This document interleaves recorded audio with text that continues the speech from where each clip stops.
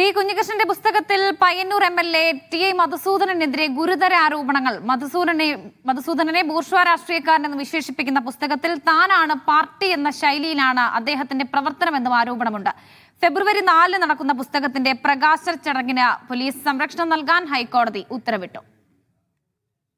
Fund തിരിമറി ആരോപണങ്ങളുടെ കുന്തമുന മധുസൂദനെതിരെ തിരിക്കുന്ന വിവരങ്ങളാണ് നേതൃത്വത്തെ അണികൾ തിരുത്തുമെന്ന പുസ്തകത്തിൽ കുഞ്ഞികൃഷ്ണൻ പറയുന്നത്.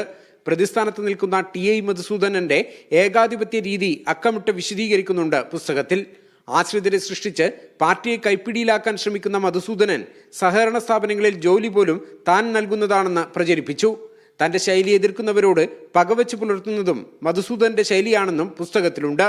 മുതിർന്ന നേതാക്കളായ സി കൃഷ്ണനെയും വി നാരായണനെയും അവഗണിച്ച് മുന്നോട്ടു പോയ മധു നിലവിലെ ഏരിയ സെക്രട്ടറി പി സന്തോഷിനോടും നഗരസഭാ ചെയർമാൻ സരിൻ ശശിയോടും നല്ല ബന്ധത്തിലല്ലെന്നും 100 പേജുള്ള പുസ്തകത്തിൽ പറയുന്നുണ്ട്.